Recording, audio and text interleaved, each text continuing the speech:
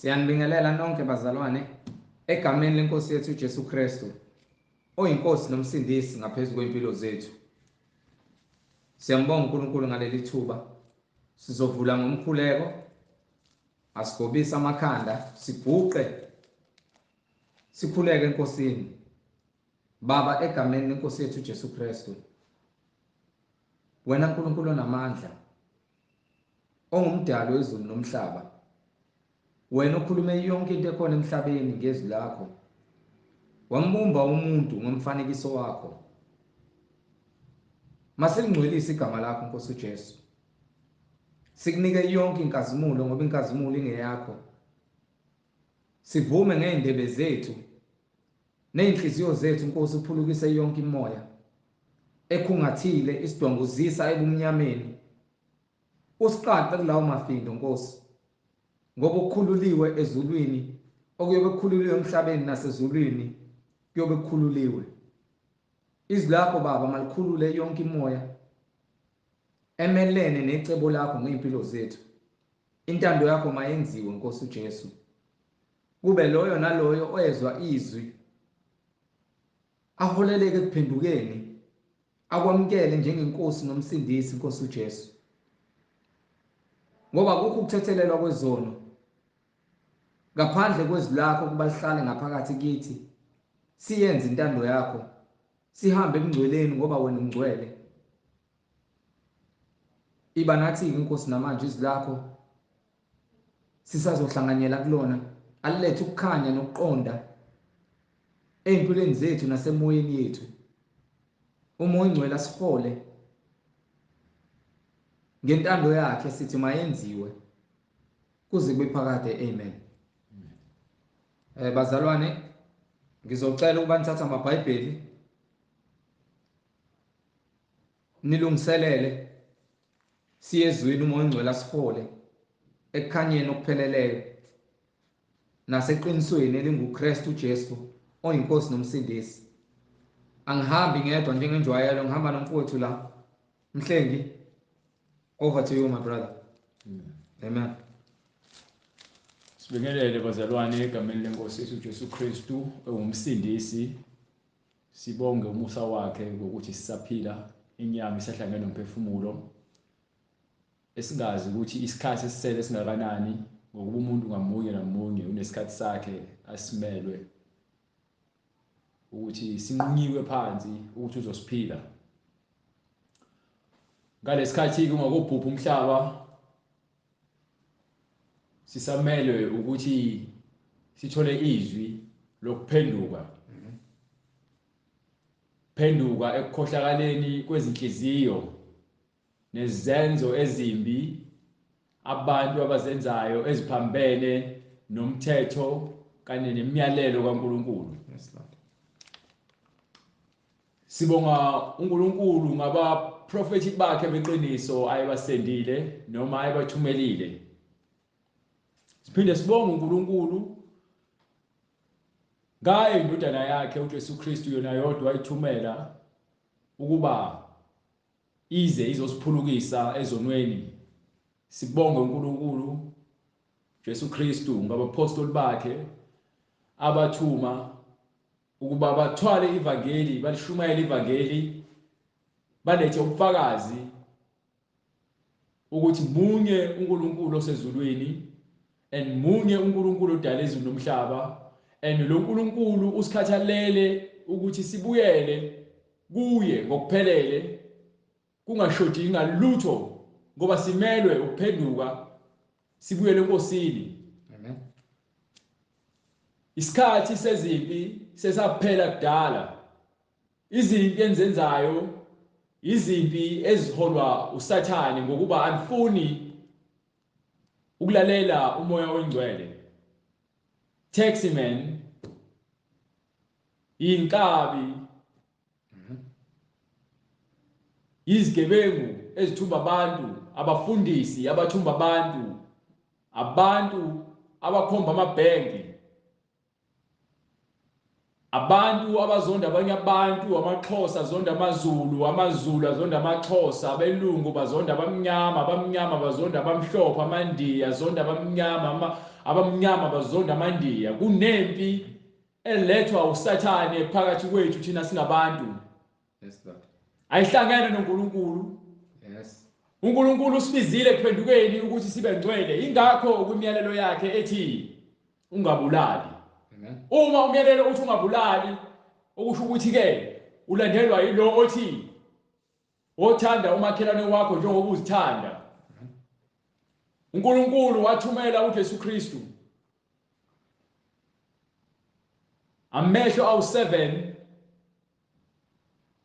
impondo ezu7, imqhele u7 itholakala uJesu Kristu. Imoya ekuJesu Kristu iwu7. Oqala ungabulali. Owesibili ungaphindi. Yes, Lord. Owesithathu ungantshontshi. Yes, Lord. Owesine wothanda umakhelwane wakho njengoba uzithanda. Afakazi ngamanga. Ungabe ufakazi wamanga. Wothanda uNkulunkulu wakho ngayo yonke inhliziyo yakho. Afisa into amakhelwane wakho. Ungafisi lutho lukamakhelwane wakho. 7 imoya ekuJesu Kristu. And lo moya simele uphila ngawo. Iyona le moya eshunyayelwe izwi lonke. Izwi lonke kufanele liphile ngale moya. Amen. uNkulunkulu wenza veze isibonakaliso kuJohane kwincwadi yesambulo lapho kwavela khona incwadi ngakwesokhohlo sikaNkulunkulu nemihlelo sobukhosi. Kwambulwa ngaphansi kwezulu, kwambulwa ngaphansi komhlaba, nakhona ezulwini akatholakalanga owezoyivula le ncwadi. uNkulunkulu waze wathatha isinqumo sokuthi azibambele yena mathupha. Wathumela indodana yakhe, waseyigcoba lo ndodana yakhe njengoba igcwalisa kwincwadi kaLuka chapter 4 verse 18. Ithi ke ngcotshiwe. Sibona kuphi ukuthi igcotshiwe? Ngesikhathi izalwa isikhula yabhaphathiswa. Thembe sibhaphathisiwe, umoya wehlela kuyona, okukhomba kona ukuthi ke njengoba umoya wehlela kuyona igcotshiwe. Ingakho uNkulunkulu asithathela ke izinyathelo zokuthi azizele yena, ezosifundisa ukuthi kufanele siphile ngokuthula, kufanele siphile ngokuthandana, simele ukuthandana. Ngikhathali ukuthi ke ngabe wena uzitshela ukuthini ekhanda lakho, lokho ozitshela kona uma kuphambene nothando. Amen. Kuphambene nentando kaNkulunkulu. Angikhathali noma ngabe uyakholwa noma ngabe ukholwa, kodwa egcineni yona intando kaNkulunkulu kufanele yenzakalile. Ngokuba umhlaba namazulu konke kuzodlula. Ngiphi incwadi kaIsaiah chapter 34 from verse 4 or from verse 2.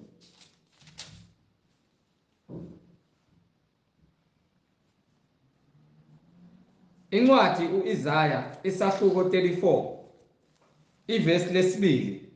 Ngokuba uJehova uthukuthela izizwe zonke. uNkulunkulu akakhethanga ukuthi uzothukuthela abantu abamnyama noma belungu noma amandiya noma amaChina. uNkulunkulu uthukuthelele izizwe zonke.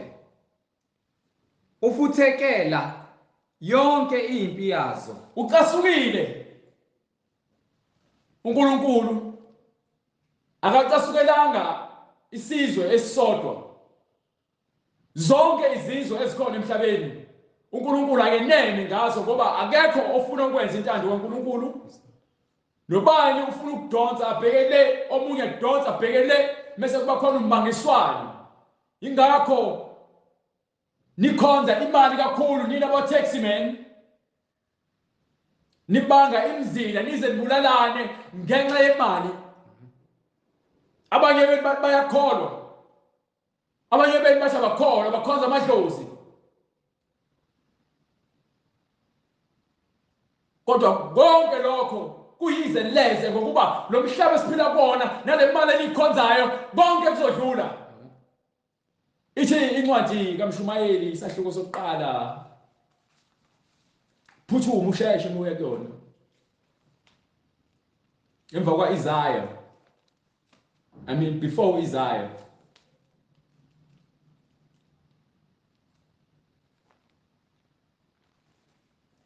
kaMshumayeli. Ngifuna uMshumayeli chapter 1 from verse 1. Incwadi uMshumayeli isahluko sokuqala ivesi lokuqala. Amazwi oMshumayeli indodana kaDavide. King Solomon, bathi inkosi Solomon indodana kaDavide yaseJerusalema. Inkosi yaseJerusalem. Izeleze. Ithi izeleze. Usho uMshumayeli. Usho bani? uMshumayeli. Usho uMshumayeli ogcotshiwe, ugcotshwe uNkulunkulu, wathi uNkulunkulu bembuza ukuthi ufunani. Wangasho njengamanye amakhosi, wacela ubuhlakani,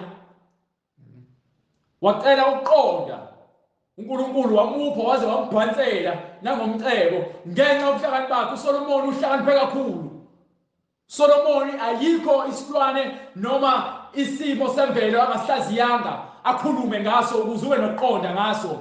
Ungahamba esikoleni uyofunda ubhala ama-test, but uKing Solomon wacela ubuhlakani, wafundisa nabalandelayo ukuthi uma ucela enkosini awuceli imali, ucela ubuhlakani, ucela ukuqonda. And indlela yokuthi uqonde, indlela yokuthi wena ufuna uzwane nezwi likaNkulunkulu ukuze wena uzozithola usesimweni sokukhanya.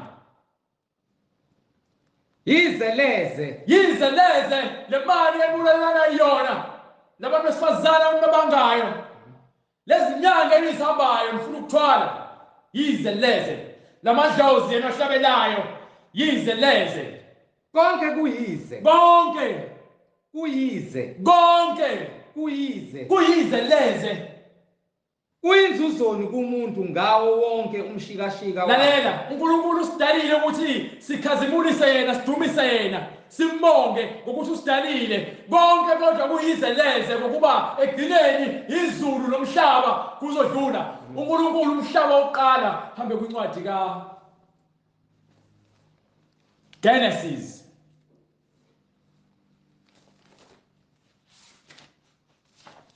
Chapter 7.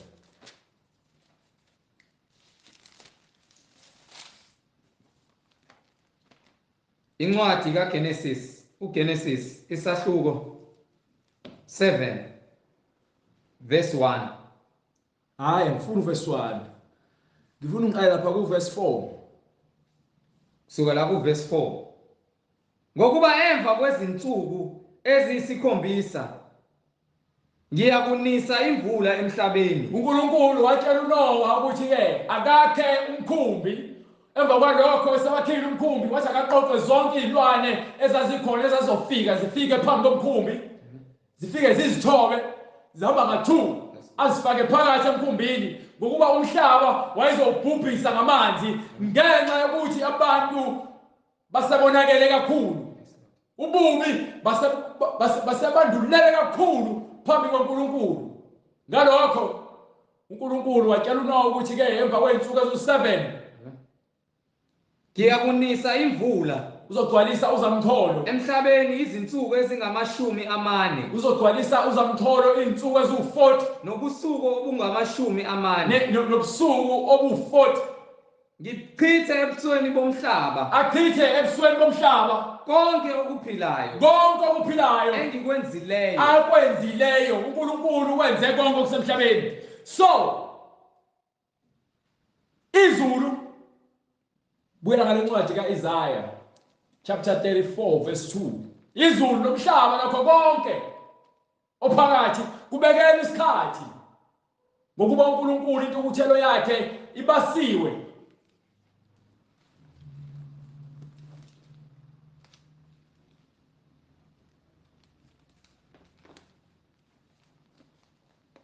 like that. Ngalindi wena baba. 42, not 32. 32, 34, verse 2. Ngokuba uJehova uthukuthelela izizwe zonke, ufuthekela yonke impi yazo, uziqalekisile, uzinikele ekubulaweni. Ngokuba uNkulunkulu ucasukile ngezizwe zonke nalezi impi zenu eninazo lemhlabeni, nibanga khona ulutho, nibanga ulutho kusukela eqaleni. Ngalesikhathi uAbel ebulawa umfowabo uCain, embulalela ulutho, nendoda namanje ibulala umfowabo ngenxa kalutho. Imali it's lutho, ayilutho imali. Hallelujah, glory to God. Ungalwa ulwe umemeze uthi ke uNkulunkulu uyaunderstand ngokuba wena ulwela abantwana bakho, ingakho ukhomba abantu imali, ingakho uyinkabi ubulala abantu, ingakho wena taxi owner uqasha abantu ukubabulala abantu ngenxa yokuthi wena ufuna ukuzuza imali ngendlela embi yokuchitha igazi. Yimbi imali yegazi. Nina abantu abamnyama nikhohlakele enithi ke nizohamba niyokwenza i-looting, nitaphe mahala ey'tolo ngenxa ye-government enimvotele nina. Abanye benu bangabafundisi bahamba bayotapa, abanye benu bamakholwa bahamba bayotapa, abanye benu bamakhansela bahamba bayotapa, bazofika ngomsholozi, bazolwela esinye isikhohlakali.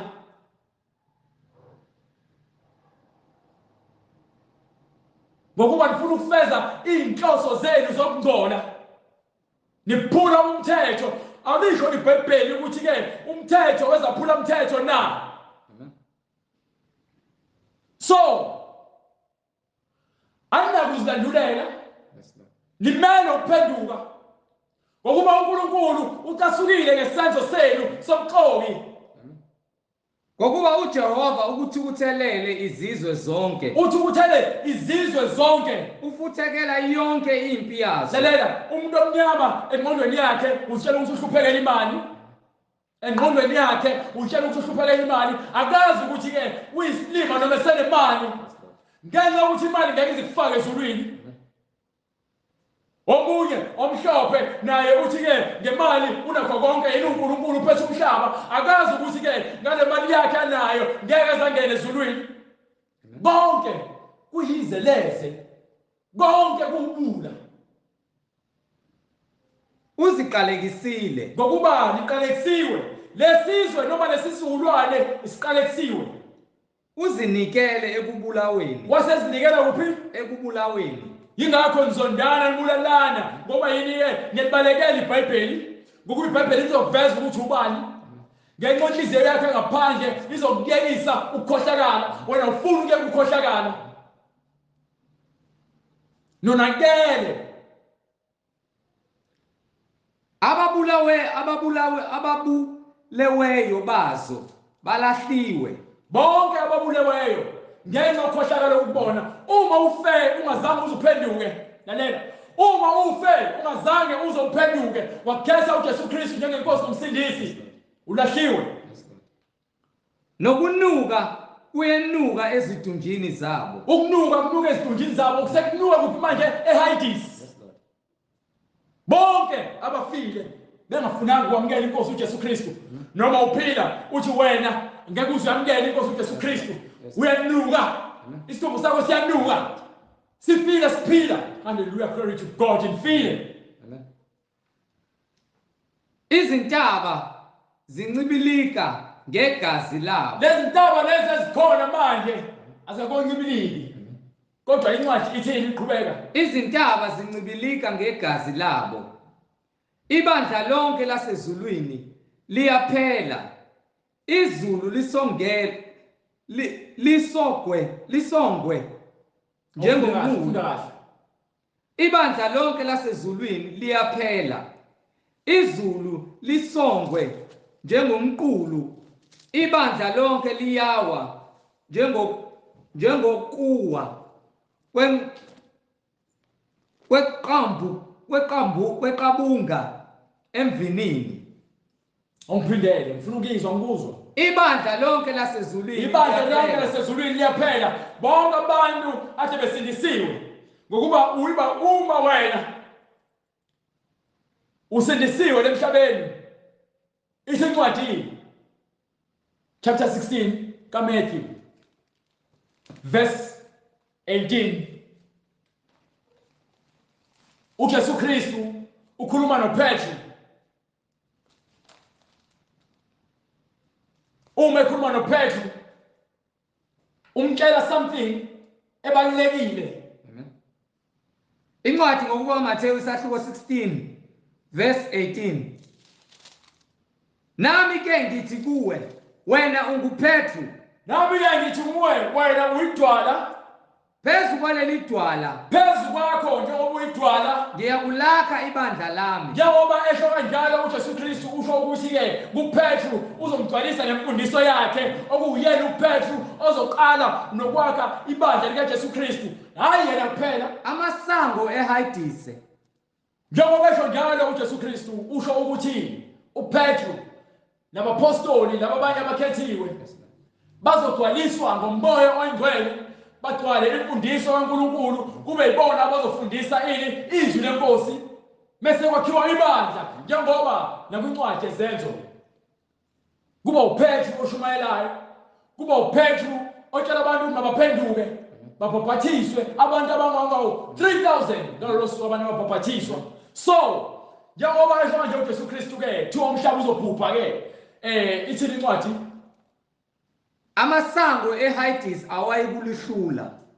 Nami ke Petru ngithi kuwe, kuleli dwala ngiza kwakha ibandla lami. uJesu Kristu wakha ibandla lakhe.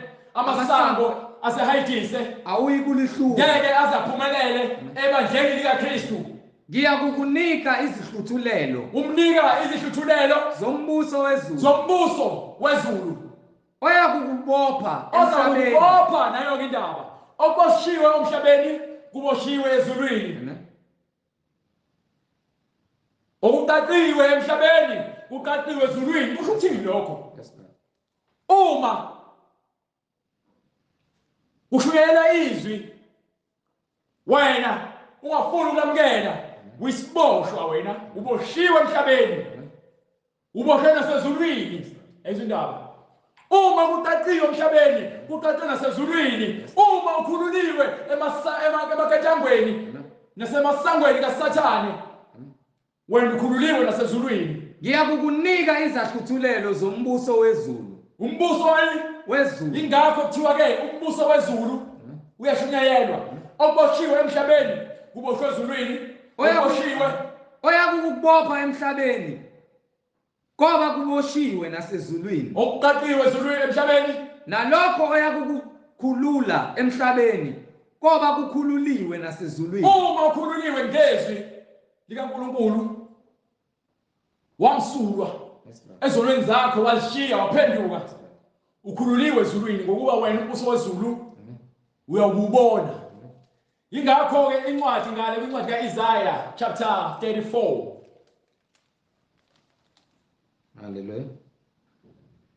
Verse 3. Incwadi kaIsaiah isahluko 34 verse 3. Ababuleweyo bazo balahliwe, ababuleweyo bazo bafile, nokunuka kunyukela ezidunjwini zabo. Izintaba zincibilika ngegazi labo.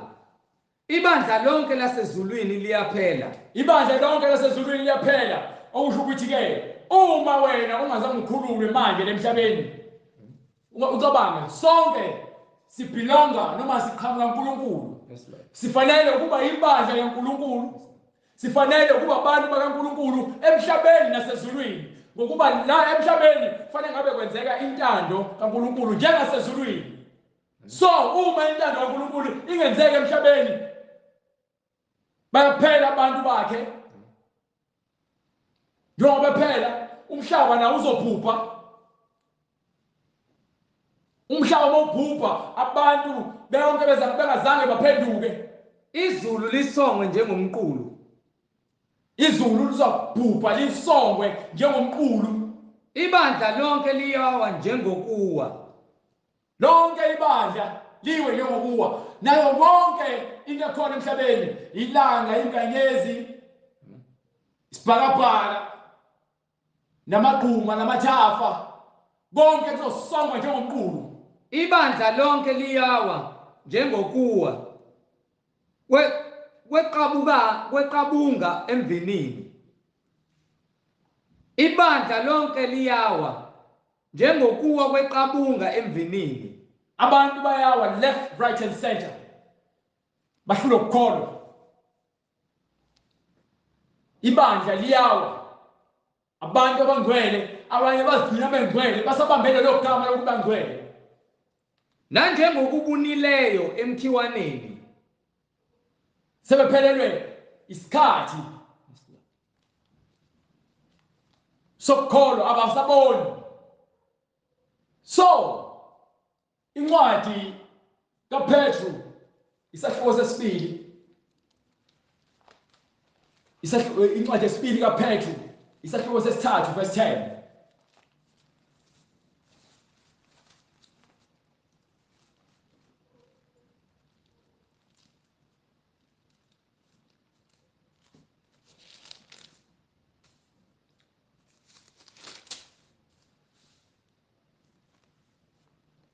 Incwadi yesibili kaPetru isahluko sesithathu verse 10. Kepha usuku lenkosi luyakufika njengesela.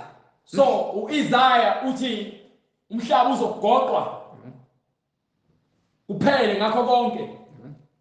Mase ithi incwadi ngapha, Usuku lwenkosi luyakufika njengesela mhla amazulu eyakudlula. usuku lwenkosi luyakufika njengesela mzukwane amazulu eyodlula. Amazulu azodlula Ngokuhlokoma. So uma kuzoba njalo, thina singabantu abayakholwa nabangakholwa simele ukuba kusiphi isimo. Esiphi isimo wena uNkulunkulu ozothanda akufike ukusona na? Ozibuze, ngabe ufuna uNkulunkulu akufike usaphinga nabafazi babantu? Hallelujah. Noma wena mfundisi, ngabe ufuna uNkulunkulu akufike usashumela igospel yamanga? Ngabe wena taximan ufuna uNkulunkulu akufike usaphethe isibhamu unenzondo ulala abanye abantu? Ngabe wena sigebengu usafuna ukutholakala unazo zonke izimpahla ezihlontshiwe endlini yakho ungaphendukanga? Ngabe wena sitabane uzimisele ngokuba ke athi bebuya uNkulunkulu akufike wena usalala nabanye abafana na? Noma wena ntombazane ulala nabanye abafana? Ngabe wena noma nina zikipiti nisafuna ukufika ukuthi uNkulunkulu anifike nisahlele kufebeni? Nihleli anishadile, niyalalana anishadile? Ngabe wena president ufuna ke ukuthi uNkulunkulu akufike ukusiphi isimo? Ubusa ngendlela efanele noma uvumela abantu ukuthi bakhiphe izisu? Isiphi isimo uNkulunkulu ofuna akufike ukusona na? Isiphi usafuna ukutholakala nemithi ijaputapu ngabe wena usafuna ukutholakala ukhonza izithombe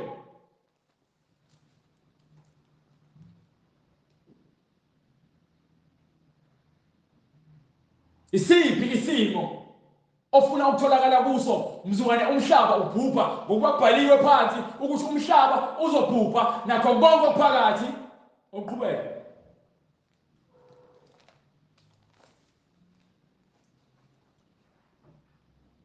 kepha usuku lwenkosi luyakufika njengesela kepha usuku lwenkosi uJesu Kristu luza kufika njengesela mhla amazulu eyakudlula mhla amazulu eyodlula ngokuhlokoma kuyakusha konke yonke into izakusha kubhidlike nomhlaba nemisebenzi yawo kuyakusha le mali oyilwelayo nale position oyilwelayo nalesibhamu sakho osiphathayo nakho konke lokho okwenzayo okuphambene nomthetho kaNkulunkulu incwadi ngiqhubekele ngifuna ukufunda lapho njengokuba konke kuyakubhidlika kanjalo kumele ukuba nibe ngabantu abanjani ithi incwadi kumele nibe ngabantu abanjani njengoba konke kuzakudlula izulu nomhlaba nakho konke phakathi kuzosha ngomlilo kubekelwe usuku olungakafiki kodwa liyeza mzukwane kufika noma kubuya inkosi uJesu Kristu amen ngabe wena ke uzimisele ngokuba siphi isimo njengokuba konke kuyakubhidlika kanjalo kumele ukuba nibe ngabantu abanjani ekuhambeni okungcwele nasekumesabeni uNkulunkulu wena uyasonta uyavuka uphinde futhi ubuyele emngcweleni half time uphinde ubuyele ngapha ekudakweni lithi izulu uzugade amen nibheka ungafiki usuku lakho lokufa kusebusika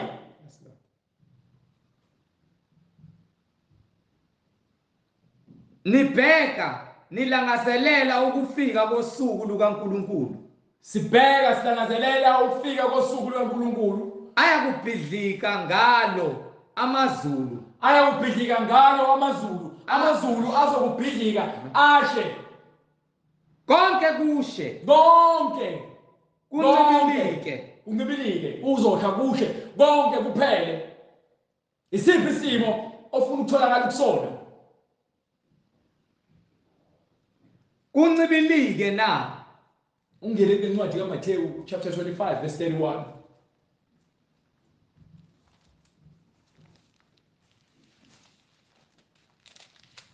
ayikho excuse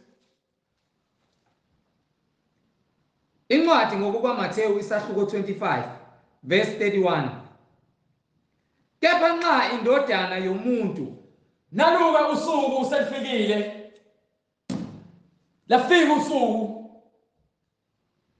esitshela uJesu Kristu akafiki but uyasho ukuthi ke uma selifika lelo suku sedlulile amazulu nomhlaba nakho konke phakathi kwasha kuyobe sekuqhaqheka hallelujah glory to God bonke babe bese bembona bonke hallelujah glory to God bonke akhathali China nezizwe zonke India umlungu umnyama noma ngabe yini ziyakulila ngaye bonke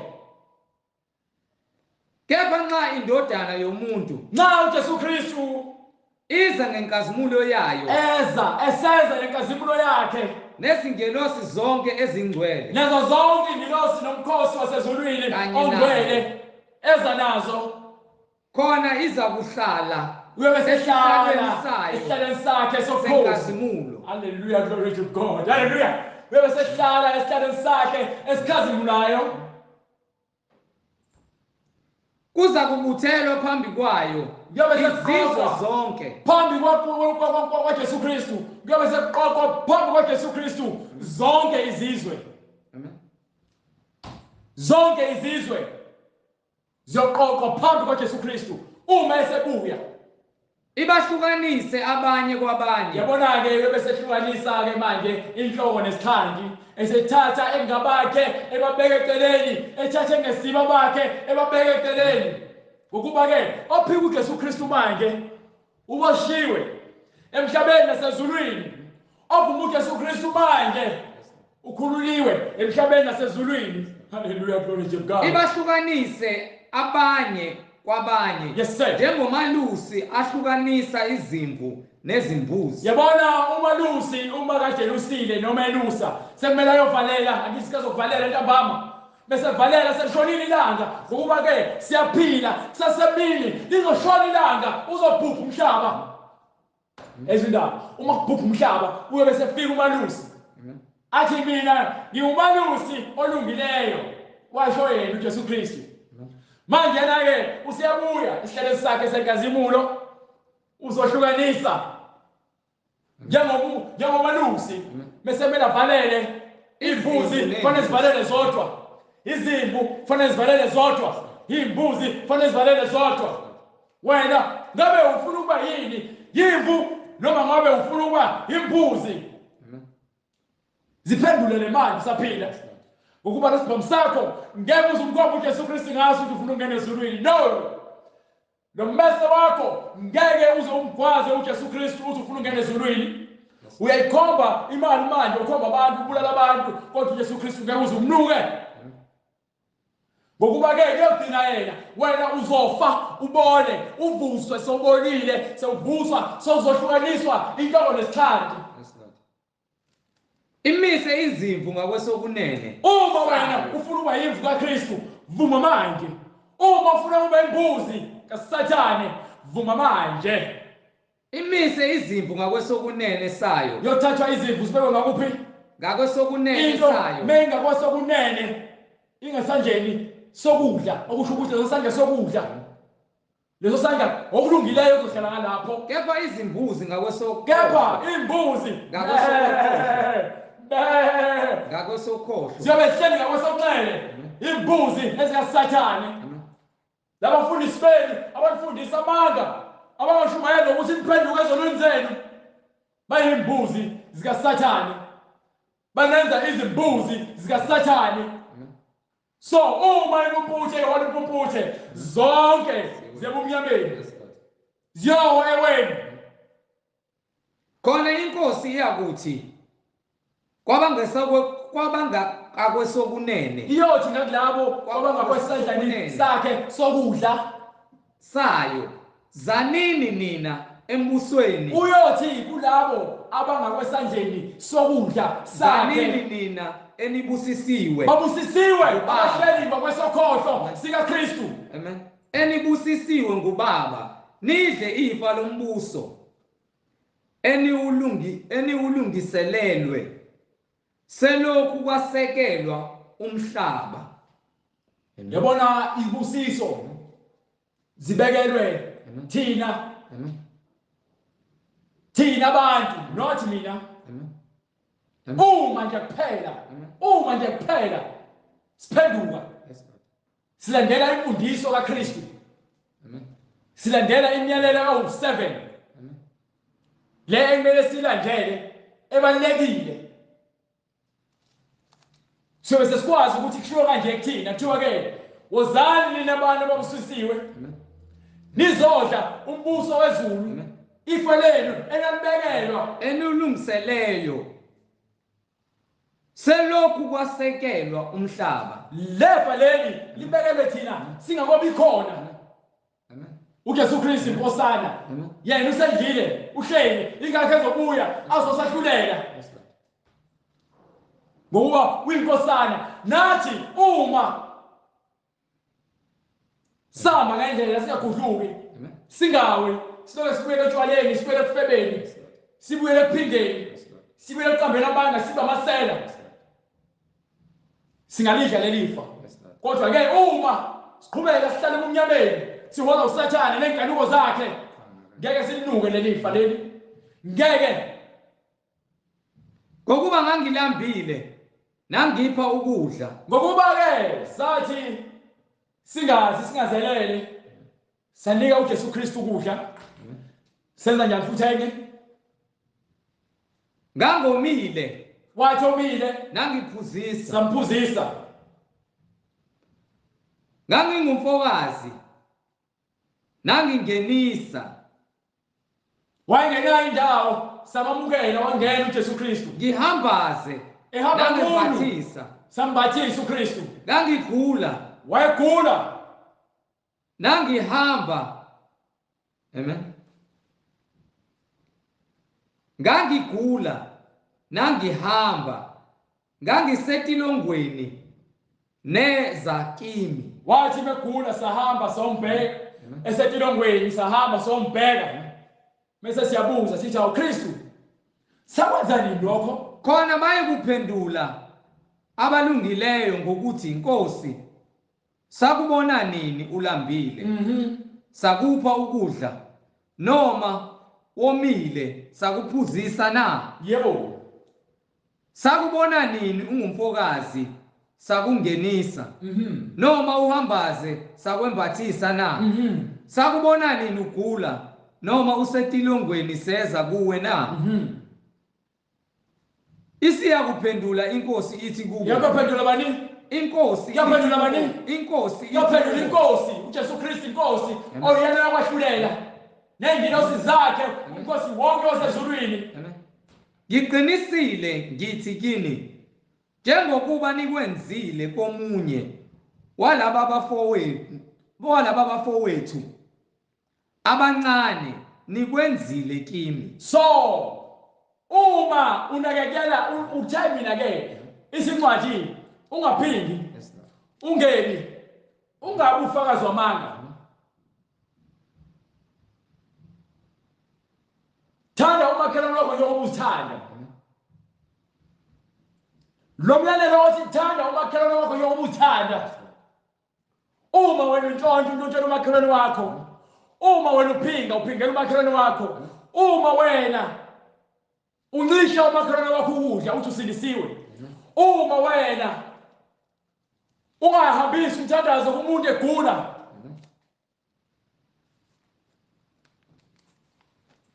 kuphi uthanda uKristu lapho ngoba phela ukukholwa kwakho kubonakala ngezenzo izenzo zakho ukunakekela abantu abahlwempu not ngokudla kuphela ukufida abantu yingakho kuthiwa ke nina abafundisi ijonga lenu likhulu kakhulu isigwebo senu ngokuba ke kuba kubi kakhulu kunina ukuba ke nishumayele ivangeli elingekho nafundisa ngenkaniwo zenu zokuthi nidle imali zabantu nikhuthuza abantu ngezwi kaNkulunkulu ngokusenzo senu salokho niyothwala ijonga ngoba ningi abantu abazoesiragweni ngenxa yenu nabafundisi bamanga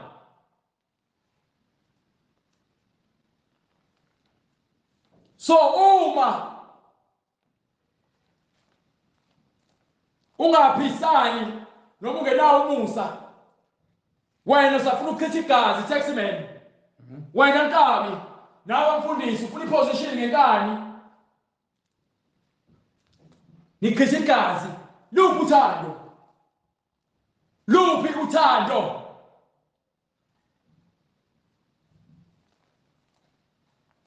luphi uthando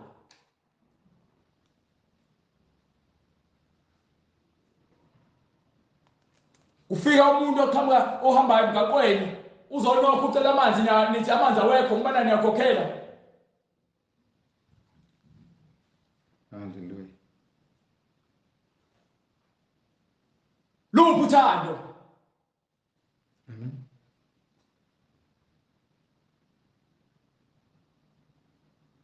so uma wena ungenzi kahle manje izenzo zakho zingezinhle nawe lokho kwenza kubantu kuyokwenziwa kwena nawe uyophikwa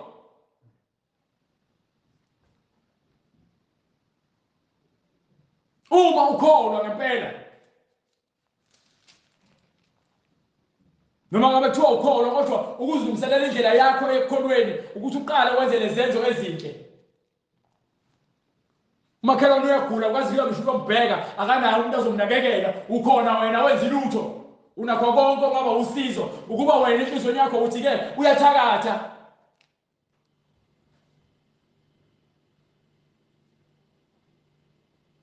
Hambe kwincwadi yaseRoma chapter 12.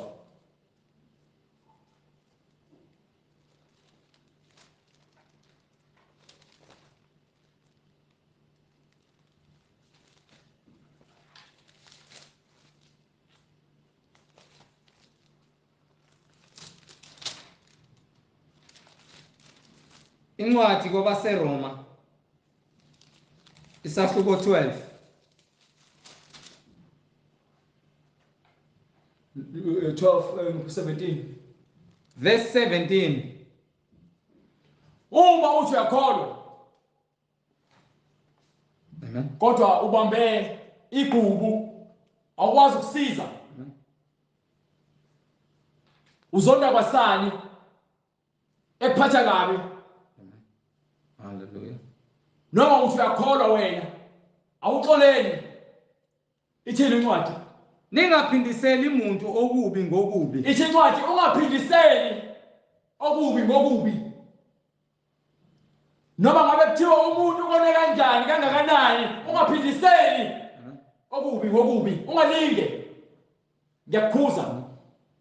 Ngithi mina ungaphindiseli Okubi ngokubi. Nakani okuhle phambi kwabantu bonke. Nakani okuhle phambi kwaba ngiyazi kunzima ngikhona. Ngoba ke inhliziyo isikuphikisa ifuna ukwenza okubi. Kodwa umoya engcwele uyakukhuza ukuthi ungakwenzi lokho. Ngoba umoya engcwele wenza izimangaliso eGibhithe. Wabayiyeka abantwana bakaIsrayeli iminyaka behlukunyezwa bebulawa nengane zabo zibulawa. Ningaphindiseli umuntu Azange basiphindiselele. uNkulunkulu efuna ukukhombisa ukuthi yena impindiselo ngeyakhe. Lo nto sifundisa uNkulunkulu namanje eBhayibhelini njengoba ayesebakhiphile ngesandla sakhe siphakeme eGibhithe. Yes, Lord. Wabakhipha ngesandla siphakeme eGibhithe. Bathi abalandela wathi ningabi mina ngizonilwela. Amen. Wavulela ulwandle bahamba ulwandle ngathi bahamba emgaqweni. Behlekethula bejabula bedumisa uNkulunkulu. Amen. Zathi ziyalandela izitha zabo. Wasibhubhisa ngamanzi. Yes, Lord. uNkulunkulu ungumphiliseli omkhulu nabo bonke. Ngokuba nosuku likaSathane lubekiwe azosiphindiselela ngalo kulesenzo lesasenzayo uSathane emhlabeni. So uma usuku likaSathane lubekiwe kufana nesimo saseGibhithe. Bayekwa iminyaka babusa benze bonke abakuthandayo. Babaxhaphaza abantwana bakaIsrayeli. Kodwa ngokuba uNkulunkulu welibekile usuku ababengalazi ukuthi nini. Wasifeza isiprofeso sakhe wabasindisa wabaphindiselela. Amen. Bafa bonke abantu baseGibhithe ababebalandela olwandle. Incwadi ngokukaMathewu isahluko 38. Nizwile kwathiwa iso ngeso. Incwadi kaMathewu isahluko sesi-5 verse 38. Incwadi ithi ke nizile kwathiwa iso ngeso. Okusho ukuthi ke umuntu mekwenza kabi nawo umenza kabi kwahliwo. Izinyo ngezinyo. Izinyo ngezinyo. Kepha mina ngithi kepha manje uKristu uthi ningamelani nokubi. Ungalinge uziqhathanise nezinto ezimbi. Uma uzazi ukuthi wena wakwaphindisela okubi ngokubi, phenduka manje. Phenduka isona isikhathi leso ukuthi uphenduke. Kodwa uma umuntu ekumukula esihlathini sokunene, mphendulele nesinye. Iyona lento eqhatha abantu kakhulu ukukholwa. Ngoba umuntu uholwa inyama. Athi manje uma ngikhame empama ufike ngibuyele isihlathi, mnike. Noma kuthiwa uyakubulala, kulungile. Uma wena ufele kulungile. Hallelujah, glory to God. Ayikho futhi ayikho indlela. Ayikho. Uma ufele kulungile, ufe kahle impela. Ngokuba umphindiselo wakho uNkulunkulu. Wena una kuziphindisela, uphindisela wakho kwanele ngoba kuzoba ngudlame. Uzokhanga empama umgwaza umese. Finga yakhe ijule ngesibhamu. Sekuyaba kulumndweni wonke. Sekuyimpi. Kwenzeka lento angayifuni. Ingakho sithanda umakhelwane wakho njengoba uzithanda. Angithi le ndaba yokufuna ukungqeqe nesiqhwaga iyona le khona ebhukisweni. Iyona le amandla lawa anika wona uSathane abone ngazi ukuthi wena wenze kahle uma uziphindiselele. ngokuba usathane uzonda uNkulunkulu ngokuba ke wazama ukuzenza uNkulunkulu bamkhipha ezulwini indawo yakhe ayizange isatholakala so unenzondo ingakho ezama ukuziphindiselela kuNkulunkulu ukuze ezogcwalisa inhliziyo yakhe kodwa ngeke kwenzeke lokho phindela kancane nje kaMathewu so uma sesibekiwe izimvu ngapha ngakwesokunene zathola ukuthi ke bengifuna ukuqedela incwadi yaseRoma kuqala 12:17 Incwadi kwabaseRoma isahluko 12 verse 17. yebo Ningaphindiseli umuntu okubi ngokubi. incwadi kaMathewu chapter 5 verse 38 ithe nezwa kuthiwa yiso ngeso izinyo ngezinyo but manje incwadi umpostoli Paul nangapho uyagcwalisa uthi ke Ningaphindiseli umuntu okubi. Ungaphindiseli okubi ngokubi noma ngabe inhliziyo yakho sekuthiwa ngakanani ilokoza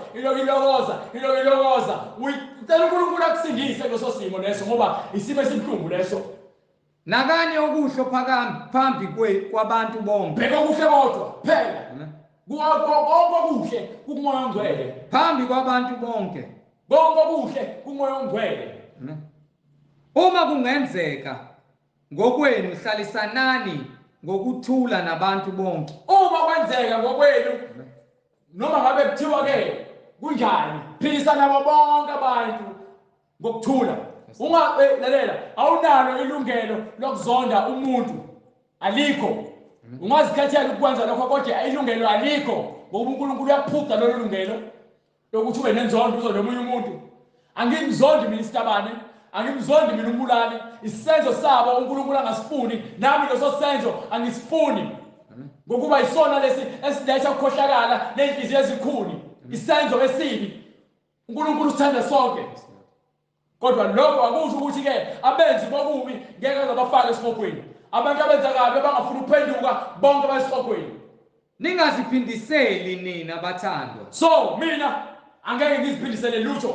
noma ngabe kuthiwa ke ngiphanthwa isitabane ngizothandaza uNkulunkulu ukuthi angisize ngokuba ke angifuni ukuthi ngidlule isandla sami ngishayele yandoda leya ngokuba uthi uNkulunkulu ke angiphile nokuthula nabo bonke abantu yini engiyishoyo Kodwa dedelani ulaka. zithobeni Ngokuba kulotshiwe ngokuba ukuthi kubhalwe phansi embhalweni uthini ngokwami ukuphindisela. kungokwakhe uphindisela impindiselo ngeyaNkulunkulu ngiyakubuyisela mina. uthi uyakuvuselela yena kusho bani Kusho inkosi. so angeke ngize ngithi mina ke ngizotshela ukuthi wena ke uma umuntu ekunyokolota mina umnyokolota back no ikakhulukazi uma hlangene nezwi lenkosi Kepha uma isitha sakho silambile. uma isitha sakho izindaba uthini wena ongafuni ukulontuza ukubonelela abantu abahluphekile wena ungafuni ukuyobheka umakhelwane wakho ogulayo kodwa nakho konke ngoba nakho ukuthi umakhelwane wakho uyakuthakatha ishilo incwadi Kepha uma isitha sakho silambile. uma isitha sakho silambile Siphe sidle. siphe ukudla Uma somile. uma umuntu isitha sakho elambile noma omile Siphuzise. mnika amanzi Ngokuba ngokwenza lokho uyakube ufumbela amalahle avuthayo ekhanda laso. ngokuba wenze isenzo esihle kumuntu omubi Uyakube ufumbela amalahle nazoke avuthayo ekhanda laso. nazoke mina wazi ukuthi ke noma ngabe yini oyenzayo kumuntu omubi enhle umthela ngamalahle ngokuba ke kuyamshisa ungalungi kwakhe ebona ukulunga kwakho uNkulunkulu uyazibonakalisa uNkulunkulu uyohlezi uzibonakalisa ngobuhlakani bakhe haleluya Unganqotshwa ngokubi kodwa nqoba okubi ngokuhle. kodwa ngoba okubi ngokuhle wena ngalencwadi yaMathewu haleluya glory to God you understand ingakho uma ukholwa fanele ukholwe ngayo yonke indlela ebhalwe phansi eBhayibhelini yonke indlela ebhalwe phansi eBhayibhelini fanele ukholwe ngayo ngiyakuphoqa uma usehluleka cela enkosini konke okudingayo cela enkosini cela egameni likaJesu Kristu. Thandaza mzalwane, awunakufa nenzondo, awunakufa nenhliziyo elikhuni namagrudge namagqubu. Mzalwane, no. Thandaza mzalwane, fasta mzalwane, ungafeli emanyeleni, no. Nqoba okubi ngokuhle. Uma ubona ukuthi ke kunzima, hlala wedwa uthandaze, inhliziyo yakho ilungiswe. Ungazimixi nabantu, ube wazi kahle ukuthi unenhliziyo encane. Ukuba ke usathana uzokwambula, afuna ukuqhatha nabantu. Usathana uyachallengeana. Yes Lord. Uyayithola incwadi? Yes Lord. Yes sir. Incwadi ngokuka Mateyu isahluko 25. Yes sir. Verse 41. Yes sir. Khona iyakuthi kwabangasekhohlo kwabangakwesokhohlo, dedani kimi nina baqalekisiweyo. So labo bangakwabunene bangakwesandleni sokunene, ithe bona wozani nina nibusisiwe. Manje kulabo abayimbuzi, ngokuba phela ke kuzohlukaniswa izimvu zize ngakuyena esandleni sakhe sangakwesokunene. Hallelujah. Mase kuthi imbuzi sesandleni sokhohlo. Mase athini kuzona? Dedani kimi nina baqalekisiweyo. Wonke umuntu ongafuni ukuxola, nomuntu onenhliziyo ebukhuni, nomuntu ongafuni ukuphenduka, ohlala esonweni, dedani kimi nina baqalekisiweyo. Ngabe wena niye emlilweni. Ufuna kushiwo kanjalo yini kuwena? Uyafuna yini uKristu esafika ezokwahlulela ngosuku ayofika ngalo, afika athi kuwena ke, dedani nina abantu ababi abaqalekisiweyo. Niqalekisiwe ngaphezu kwalokho, niye emlilweni. abantu bongena emlilweni ophakade. Lalela izwi lokutshela yobe sokuyiyela emlilweni, olungiselwe uSathane nezingelosi zakhe. Umlilo ophakade olungiselwe uSathane nezingelosi zakhe. Ngabe wena ufuna ukuya ngakuphi? Isikhathi yayile manje, isikhathi sakhona. Usanesikhathi, lesikhathi osinikiwe usinikele. Ahambe incwadi yaPetru, incwadi yesibili kaPetru. Unikiwe lesikhathi, yabona lesikhathi unikiwe. Isahluko sesithathu from verse 9. Unikiwe lesikhathi, usinikiwe. Isona kuphela isikhathi onaso. Isona kuphela isikhathi onaso. Leso sinikiwe njengamanje. Ngoba usuku lakho lokufa awulazi kunini, akukho ukuphenduka ezulwini. No. Incwadi kaPetru. Yes sir. Yesibili. Incwadi yesibili kaPetru isahluko sesithathu verse 9. Inkosi ayilibali ngesithembiso sayo. uNkulunkulu akalibali ngesithembiso sayo. Njengalokhu abanye bathi ungukulibala. Abanye bacanga ukuthi ukulibala. Kepha iyanibekezelela. Nayo ke indaba. uNkulunkulu njani? Iyanibekezelela. Unikiwe isikhathi. Ingathandi ukuba kubhubhe namunye, kodwa ukuba bonke beze ekuphendukeni. Awuphinde verse. Inkosi ayilibali ngesithembiso sayo, njengalokhu abanye bathi kungukulibala. Kepha iyanibekezelela, ingathandi ukuba kubhubhe namunye. So phendukani manje, phendukani, ngoba uNkulunkulu akafuni ukuthi abone noyedwa umuntu ebhupha. Abanye kodwa bagcwele khona eHadis, akusekho ukhekhele emuva. Wena usanesikhathi, usinikiwe manje, usona isikhathi lesi osinikiwe khona manje ukuthi uphenduke ezonweni zakho. Kodwa ukuba bonke beze ekuphendukeni. Phuma efebeni. Phuma efebeni. Phuma egcoleni. Kodwa ukuba bonke beze ekuphendukeni. Phuma ephingeni. Uphuma kwakho lapho uyaphenduka. Uphuma ekudakweni utshwala uyaphenduka.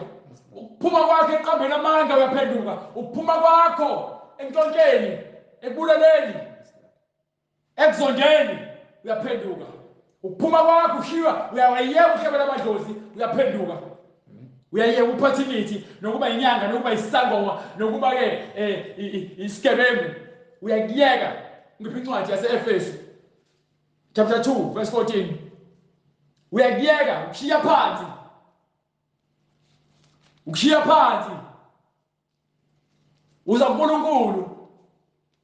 Uzohlanganiswa namoya engcwele. Uzohola umoya engcwele. uzohamba ngezimiyalelo nangezwi likamoya engcwele. Akusheshe baba. 2:14. Incwadi yomphostoli uPawulu kwabase-Efesu isahluko sesibili verse 14. Ngokuba yena ungukuthula kwethu owenza kokubili Ubani ungukuthula kwethu? abakunye. uKristu ungukuthula kwethu wenza kokubili kwabakunye. Nowabhidliza udonga olahlukanisayo olungubutha Wabhidliza udonga olwahlukanisayo olungubutha ngenyama yakhe enzile ize. Ngenyama yakhe ewenzile ize umthetho wemiyalo esezimisweni ukuba adale kuyena labo ababili babe munye omusha eze ukuthula. Ngiqala phansi bazalwane. Funda baba. Ngokuba yena ungukuthula kwethu owenza kokubili Jesu Kristu kwabakunye. ulethe ukuthula. Uthathe okubili wakwenza kwakunye. Yes Lord. Nowabhidliza udonga olwahlukanisayo Ubhidlize udonga olwahlukanisa wena olungubutha uthethelelwe izono zakho. olungubutha Lo donga lekuvimba ukuthi wena usondelane noNkulunkulu walibhidliza uJesu Kristu. Amen. Ngenyama yakhe ewenzile ize umthetho wemiyalo esezimiseni ukuba adale kunye labo ababili babe muntu munye omusha enze ukuthula enze futhi ukuba bobabili babuyisane noNkulunkulu emzimbeni munye ngesiphambano. So uJesu Kristu ubulala ubutha obusenyameni. Imisebenzi yenyama yonke beyibulala.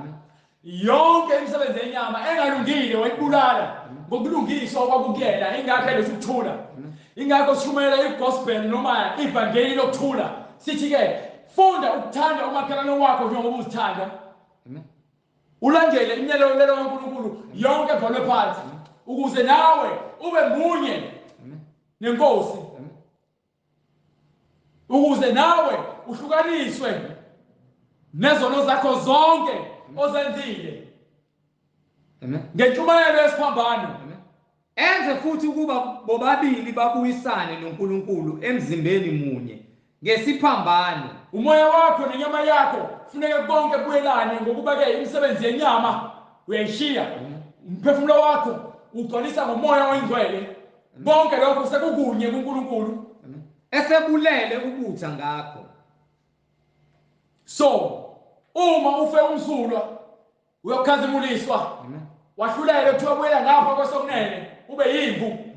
Uma ungafuni ukwamukela inkosi manje, ungafuni ukuphenduka, Weza washumayela ivangeli lokuthula kinina. uma ungafuni ukuphenduka wena uyimbuzi. Uzothathwa uyofakwa emlilweni ushiya kwangonaphakade. Uyimbuzi. Uma ungafuni ukuphenduka uyimbuzi. Ngiwagoloza unyokolote ube munga ebusweni engazi ukuthi ke udlula muna.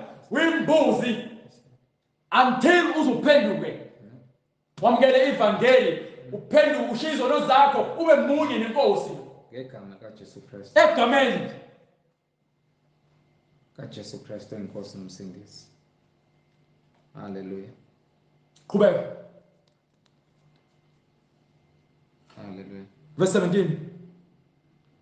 Weza washumayela ivangeli lokuthula kinina. uJesu Kristu weza njani?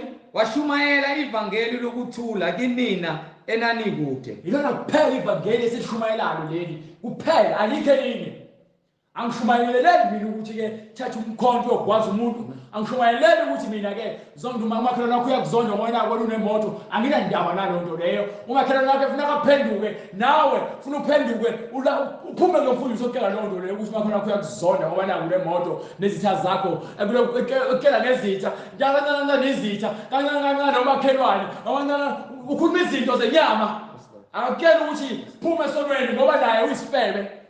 Ukuba lo muntu ophambi kwakho ushungela umuntu wesifazane nikhohlakele nithi niyakukholwa kufanele nibalekele iBhayibheli.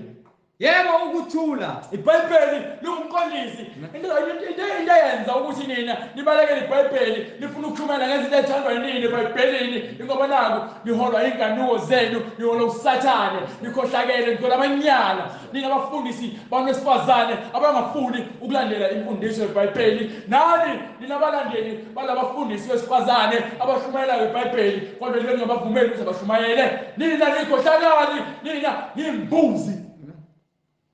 Nimbuzi nizo esihogweni ngenxa yokuba imbuzi nifuna ukwenza inkanuko zenu ngitshelwe indoda ithi ke anginankinga mina nomuntu ofazane beshumayela vele unankinga ngoba ke nifeba naye awunankinga ngoba ke nithakatha naye.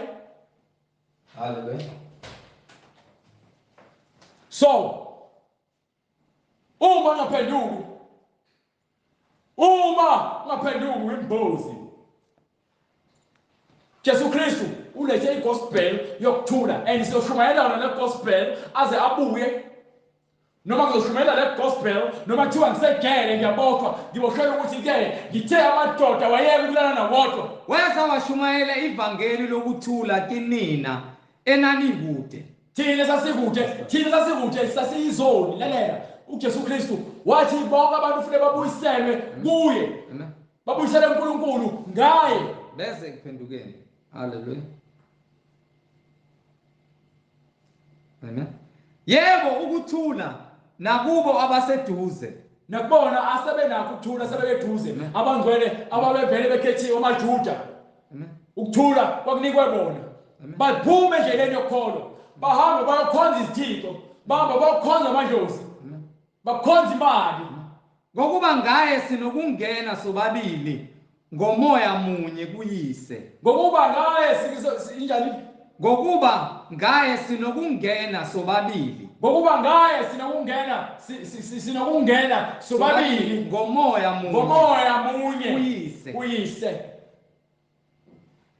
Ngakho aniseyibo abafokazi. Ngakho ke asisebona abezizwe nezihambi noma izihambi kodwa senimbuso munye. Kepha uma uphenduka amen awusesona isambi awuseyona wezizwe awuseyena senimbuso munye awuseyena ngaphandle. Uma uphenduka usuzoba yini? Senimbuso munye uma uphenduka ngeke uzube mbuso munye nabangcwele uma wena usaqhubeka wenza izinto zenyama. No wena fanele uphenduke. Ngakho aniseyibo abafokazi. So mase uphendukile ngeke usaba umfokazi nezihambi ngeke usaba isihambi kodwa uma usaqhubeka nemisebenzi yakho yokungcola nokuzonda nomtshontsha nokubulala nokuqamba amanga nokuba isigebengu. Yes Lord. Nokuba isiphingi nokuba isifebe nokuba isitabane usawezizwe nokukhonza kaShembe nokukhonza emalobini nokuba iBaptist. Hallelujah. Wimbuzi ningabendlu kaNkulunkulu. Ningabendlu kaNkulunkulu uma niphenduka nizohamba ngemiyalelo ebhalwe phansi yona yonke imoya kuKristu esinikiwe ukuthi sihambe ngayo sonke simele ukuhamba ngayo. Kodwa senimbuso munye nabangcwele ningabendlu kaNkulunkulu. Khuluma nabantu asebephendukile la. Uma ungaphenduki wimbuzi nakhiwe phezu kwesisekelo sabapostoli. Uma ungaphenduki wimbuzi nakhiwe phezu kwesisekelo sabapostoli nabaprofeti. Umuntu ophendukayo oshiya izono zakhe owamukela izwi nevangeli nakhiwe phezu kwesisekelo sabapostoli nabaprofethi. Ukumele ukuthi ke wamukele izwi ngokuba umhlaba nakho konke phakathi izobhubha. Shiya lento yakho lokuyithembele kuyona le mali zakho ezitshela ukuthi utho ngazo kuyize leze. Ushilo umshumayeli wathi konke kuyize leze. uKristu Jesu uqobo lwakhe uyitshe legumbi. uKristu Jesu uqobo lwakhe uyitshe legumbi abaliphikayo. Ongiphe incwadi yezenzo sahluko sesibili ivesi lama-38.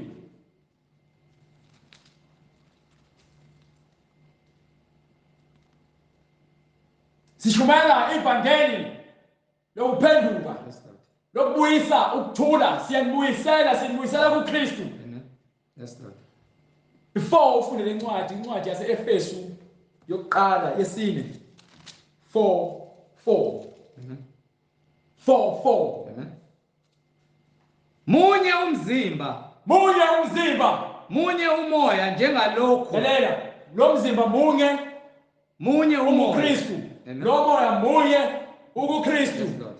Njengalokhu nabizelwa ethembeni linye. Njengoba sibizelwe kulona lodwa linye ithemba lokubizwa kwethu. Yinye inkosi uKristu. Yinye inkolo Ibandla likaKristu. Munye ibandla likaKristu labangcwele linye. Le nkolo zenu zonke zibhidlizeni, valana masango. Munye umbhaphathiso. Igameni likaJesu Kristu. Egameni lenkosi uJesu Kristu. Egameni lenkosi uJesu.